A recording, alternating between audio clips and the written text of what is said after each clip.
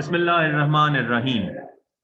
जी बेटा जी, तो तीसरा चैप्टर हमने स्टार्ट किया हुआ है और इसमें हमने लास्ट टाइम देखा था protocols in TCP IP suit. Page number 64 65 वाला वो वाला टॉपिक हमारा हो गया था। टॉपिक है understanding IP addressing, page number 67 68। ठीक हो गया? आईपी एड्रेसिंग, तो ये जो है आर्टिकल नंबर 3.6.1 है जी, अंडरस्टैंड द आईपी एड्रेसिंग। ये हमारे कोर्स में है, तो स्टार्ट करते हैं इसको। आईपी एड्रेस होता क्या है? IP address stands for internet protocol address, यानी आपका जो इंटरनेट का निज़ाम चल रहा है, पूरा सिस्टम चल रहा है, काम कर रहा है, वो आईपी एड्रेसिंग के ऊपर चल रहा है। अब ये आईपी एड्रेसिंग क्या चीज़ है? एक खास किस्म का प्रोटोकॉल है जो इंटरनेट पर कनेक्टेड डिवाइसेस को एक यूनिक एड्रेस दे देता है, जिसकी वजह से हम जिस कंप्यूटर या डिवाइस पर अपना मैसेज भेजना चाहते हैं वहीं पर जाता है, कहीं भी दाएं बाएं नहीं होता।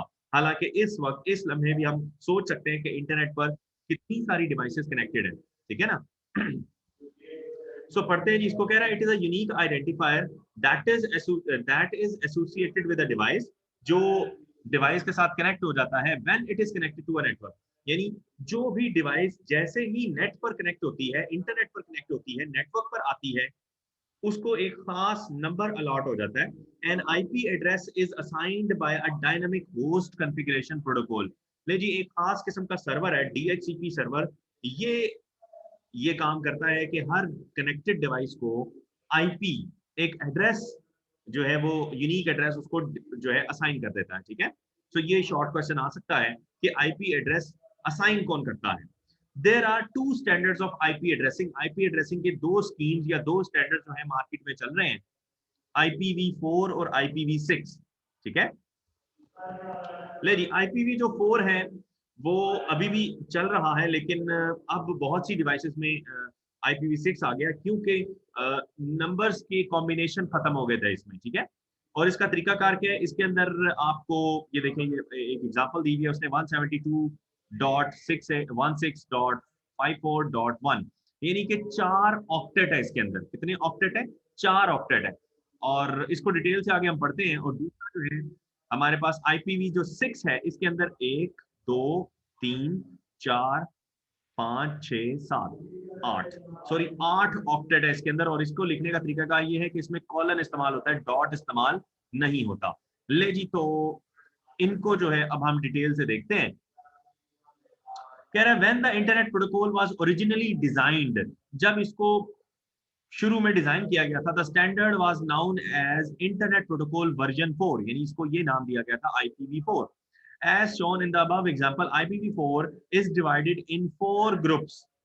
4 ग्रुप्स में इसको डिवाइड किया गया है, separated by dot, where each group can contain a decimal value. ले जी, एक जो ऑक्टेट है या ग्रुप है, ये जो 172 है एक ऑक्टेट है, 16 एक ऑक्टेट है, डॉट 54 एक ऑक्टेट है, और 1 एक ऑक्टेट है।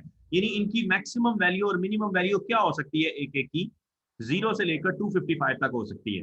यानी किसी भी ऑक्टेट ऑक्टेट में 255 से ऊपर कोई भी नंबर नहीं हो सकता। So we have already learned in chapter number 2 the conversion from decimal to binary. तो चैप्टर नंबर 2 में आपको कन्वर्जन सिखाई गई, and according to that 255 raise to power 10, sorry 10 base के अंदर अगर हम करें तो आपको पता है कि ये 8 बिट्स अगर 1 हो तो उसके बराबर है। ठीक है? It shows that maximum 8 bits are required for every group of IPv4, यानी कि 8 बिट्स चाहिए किसी एक नंबर को शो करने के लिए। एज वी ऑल नो कि कंप्यूटर में बाइनरी नंबर सिस्टम चलता है। ये 255 और ये जो नंबर्स हैं, ये तो आपके और मेरे समझने के लिए ना, इंसानों के समझने के लिए। सो इन टोटल 32 बिट्स। तो एक ऑक्टेट या एक ग्रुप के लिए 8 बिट्स अगर चाहिए, तो टोटल हमारे पास ग्रुप कितने हैं? 4। तो टोटल 32 बिट्स आपको चाहिए, are required to store the whole IP address in IPv4 standard. तो कितनी बातें पता चली हमें IPv4 के हवाले से कि 4 ग्रुप्स होते हैं, इसमें डॉट्स लगाकर इनको जो है सेपरेट किया जाता है। एक जो ऑक्टेट या ग्रुप है उसके लिए 8 बिट्स चाहिए होती हैं, और टोटल ओवरऑल एक आईपी एड्रेस को स्टोर करवाने या लिखने के लिए हमें 32 बिट्स दरकार है। ठीक है? तो ये तो हो गया IPv4 की कहानी। IPv4 से हम IPv6 में क्यों आए हैं? कह रहा है due to more and more devices connecting to the internet. तो एक हद थी ना इसकी भी, इसकी लिमिट जो कॉम्बिनेशन थी एड्रेसिंग की, वो खत्म होती जा रही थी। तो साइंसदानों ने सोचा कि हमें अब एड्रेसिंग स्कीम को अपग्रेड करना चाहिए। So IPv4 addresses are running out, यानी यूनिक एड्रेस खत्म हो रहे थे, ठीक है। To accommodate the increase in devices, another standard of IP addressing is introduced, which is called Internet Protocol version 6। ठीक हो गया, उसको जो है IPv6 का नाम दे दिया गया। जैसा कि हमें पता है कि आज से 10 साल पहले इंटरनेट पर डिवाइसेस कितनी कनेक्ट होंगी, और आज 10 साल बाद मैं अगर कहूं कि 3 गुना या 4 गुना डिवाइसेस बढ़ गई हैं तो गलत नहीं होगा। क्यों? क्योंकि हर बंदे के पास अब इस वक्त मैं इंटरनेट के साथ कनेक्ट हूं, तो मैं लैपटॉप में भी कनेक्ट हूं, मेरे पास एक मोबाइल है, और कई लोगों के पास इससे भी ज्यादा मोबाइल होते हैं, एक ही वक्त में वो 3-3 4-4 डिवाइसेस से कनेक्ट हो रहे होते हैं। तो इस हिसाब से ढेर सारी जो डिवाइसेस हैं वो कनेक्ट हो रही है नेट के साथ, तो जाहिर सी बात है आईपी स्कीम जो है एड्रेसिंग स्कीम, उसको भी इस काबिल होना चाहिए कि वो यूनिक एड्रेस असाइन करवा सके, ठीक है ना। तो कह रहा जी